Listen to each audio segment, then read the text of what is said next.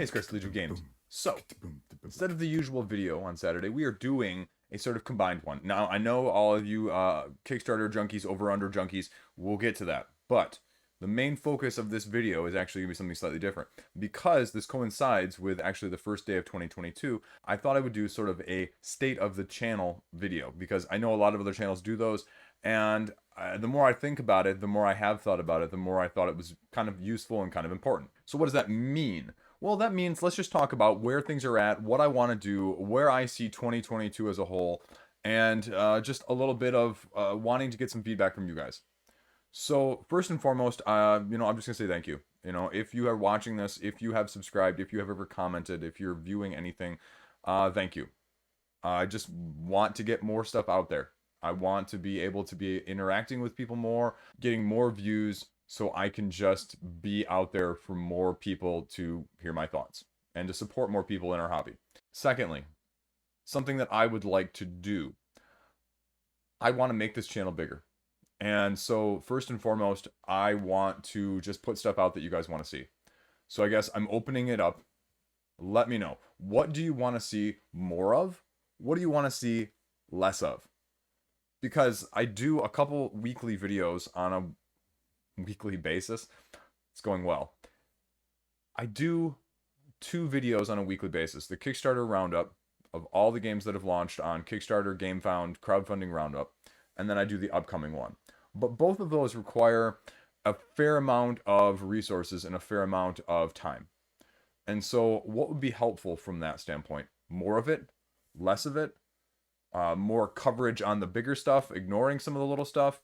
What is going to make you watch my channel as opposed to someone else's, I guess, is what I'm really asking. Not necessarily solely, obviously, but what is going to make you go, okay, I got to go watch Liege of Games. I got to go watch Chris because he's going to talk about X. He's going to talk about Y. And from that aspect of things. What would do that? What are you looking for? What are you missing? What do you want to see more of that is not out there already, especially when it comes to crowdfunding? Because that's also where my strengths lie. Now, there's a lot of people as well that say, I don't really want to talk about crowdfunding. So what would you also want to see non-crowdfunding? More playthroughs, reviews. This is where I struggle with. I do reviews, and it's sort of, reviews definitely don't get the view counts on my channel. I've looked at the numbers, comparatively wise, they're significantly lower than most things. And that's okay. But I guess, again, looking at where the effort and the time is spent, is it worth me doing a 20 to 25 minute diatribe and lengthy review in depth? Or is it worth me going at the opposite end of things, of going like, these are the 5 things that you should know about this game. Right for you, wrong for you, pros, cons, that sort of thing. And I'm leaning towards this because I don't see the demand on the other side of things. I just don't, at least from my channel perspective. Now, again, other channels' mileage may vary, of course, but that is something that I've been, pondering. More should you back videos.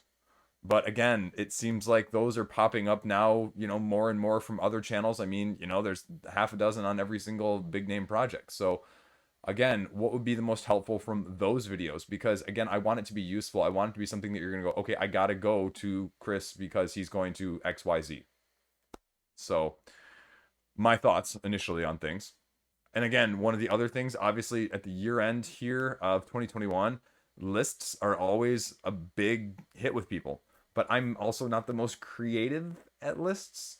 So I'd like to do them, but I'm also not going to just like spam lists because I'm also not one that's playing games. It's more impressions and thoughts and, first glances at things. So I think a fair amount of stuff might just be that as well. Hey, this is my off the cuff. Here you go. Here's a quick video on it.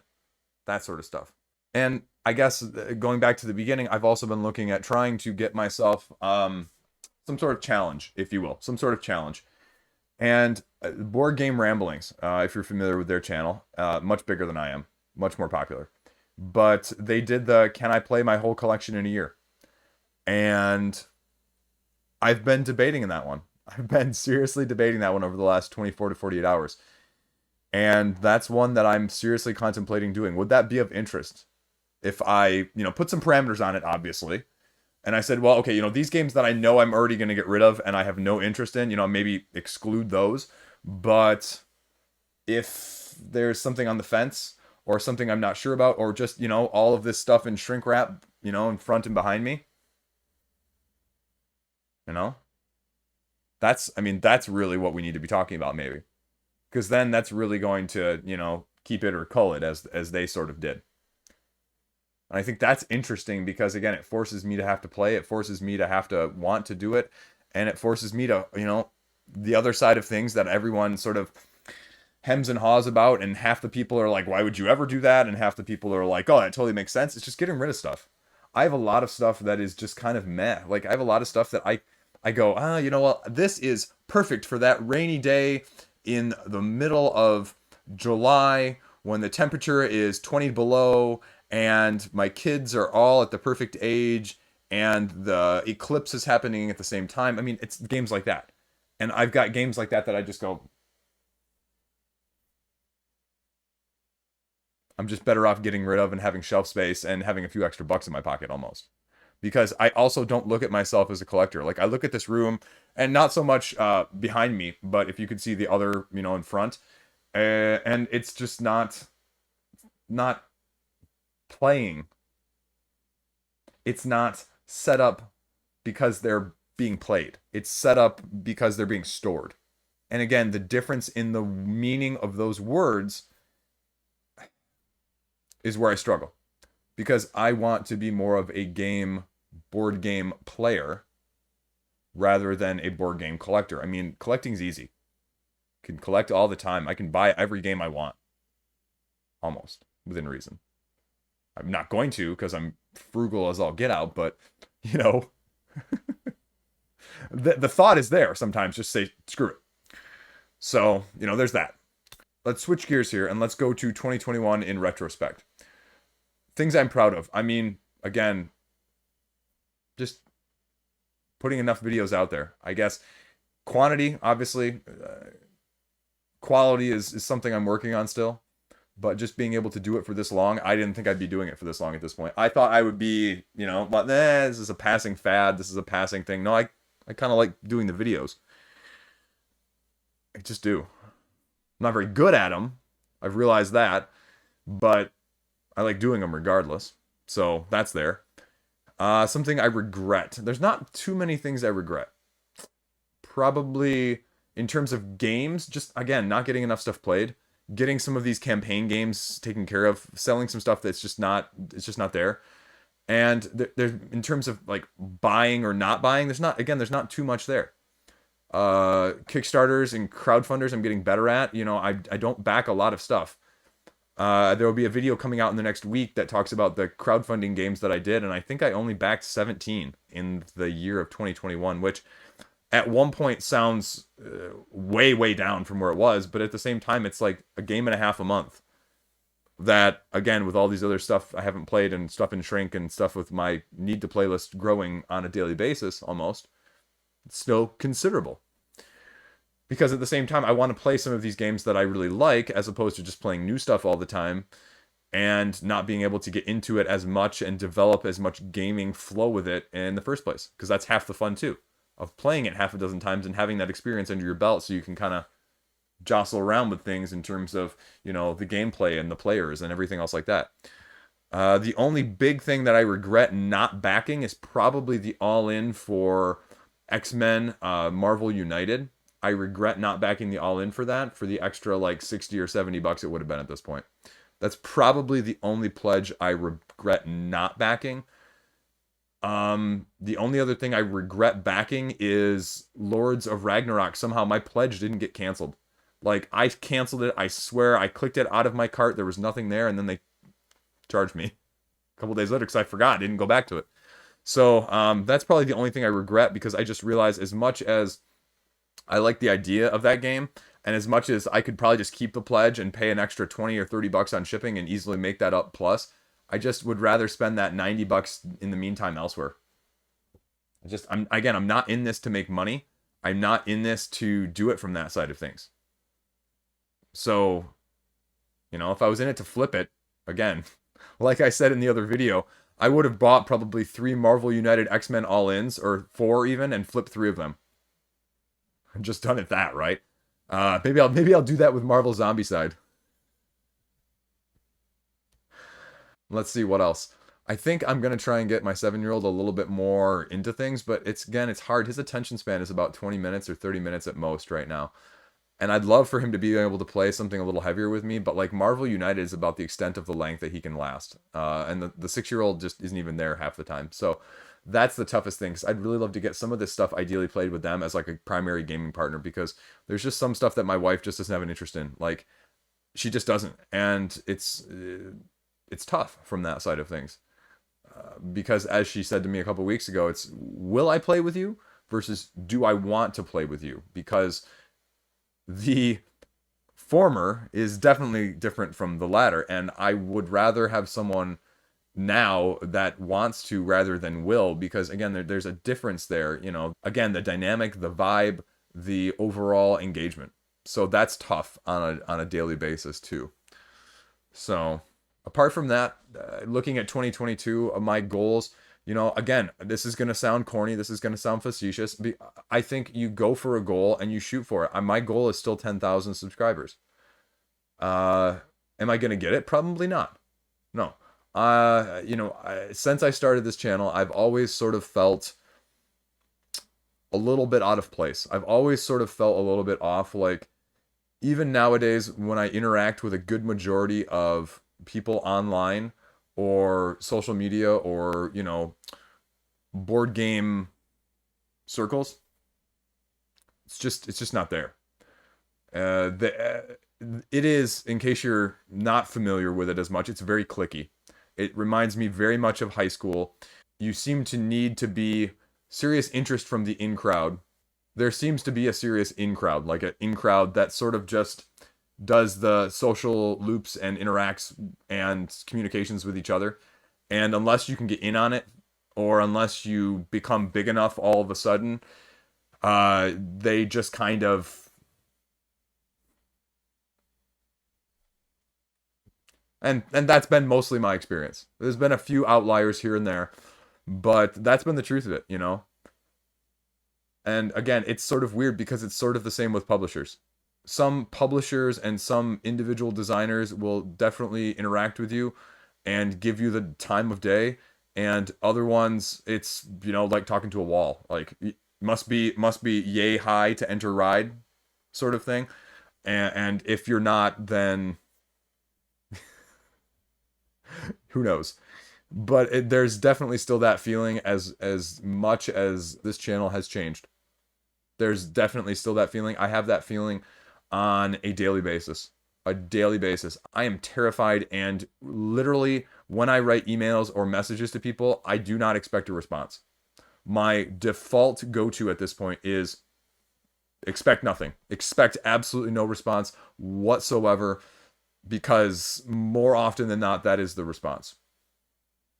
It just is. I imagine that's true of other people, but at the same time, I was hoping to just make some headway with, somebody. And I definitely have made it with a few. And for those, I am really grateful. There have been a couple ones that have just been really nice to me, just with even the interactions that I, never expected in the first place. But that's the side of things, as a person on the other side of the camera, you just never experience, you just never realize that it's just not there. So, there is absolutely no sense of entitlement when it comes to that side of things with me. Like, I'm just, I'm humbled every time someone even considers to send something to me. It's sort of like a slap in the face, like, oh, wake up, wow, people are actually, someone actually, looked at this and recognized this. And at the same time, it brings a lot of guilt when I have a couple things like I'm looking at right here. I've got a couple things just out of the corner of my vision past the camera that I go, these guys were nice enough to send it to me. I need to get some thoughts on camera because it's overdue. And I have a lot of guilt of not having that done. So again, that's that pressure internally that on the other side of things, when you're not having to do this for, the video, you don't realize. So it's just it's a different world. It's a different scheme of things. So yeah, I don't know, just a little bit of my own personal ramblings and thoughts on this side of the camera as a whole, because I don't really know. I don't. One, I don't really know if you guys care about that at all. I mean, most of you are probably going to skip over this section anyway. And two, I don't know if other people talk about this at all either. But it's the side of things that I don't feel like I see because it's just hotness this, crowdfunding that, should you, how to, play through, all of that sort of thing instead. But you know what? Transparency. That's all I got. You know, you ask me a question, I'll tell you what I know. I'll tell you what I don't know, and it'll be what it'll be. So, yeah. So I completely forgot to do the over-under. So let's quick throw those in right now. Okay, so this is my first look.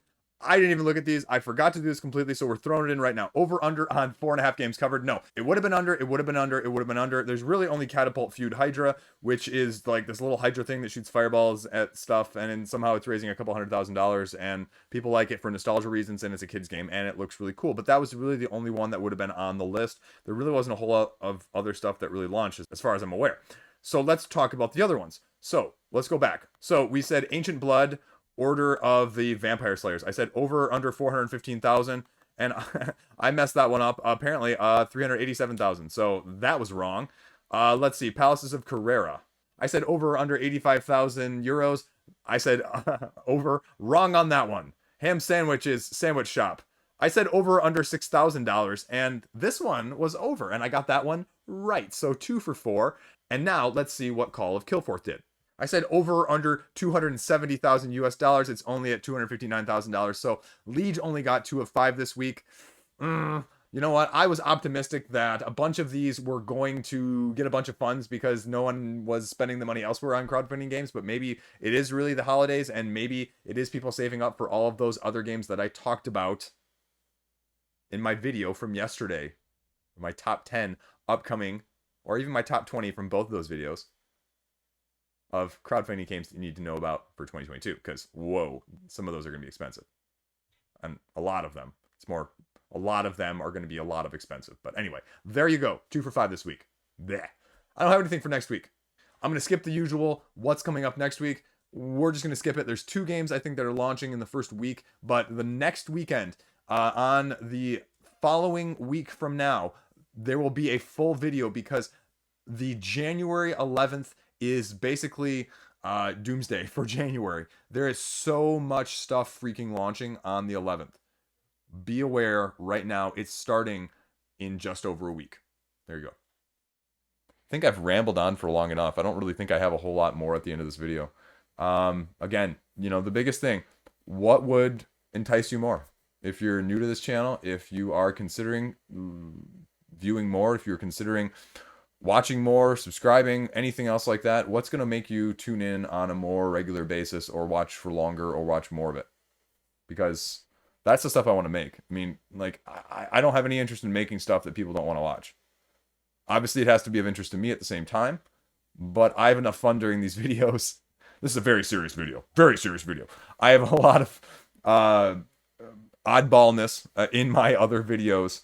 I'm no qualms about calling myself an oddball at this point. Well, that chicken has completely flown the coop from that side of things. But I'm, you know, owning it. So, I don't know. I have nothing else. I really have nothing else. I'm rambling completely at this point. And this video is going to go on long enough. And yeah, in case you didn't notice, Lego Batman there in the background looming. We got it for the 1-year-old. So, thought I'd use it in the background for this video. There you go. That's all I got. Thanks. 2021 on to 2022. Stay classy. Hopefully your gaming is going better than mine, and let me know what you think about those ideas, and let me know what you think. Collection plays? Keep and call? I don't know. Maybe if I hit 10,000, I can actually get my wife to show up on a video. She's already told me flat out she'll never do one, but, you know, maybe a milestone video. Maybe. We'll see. Peace out. Woo! No chair, lean back.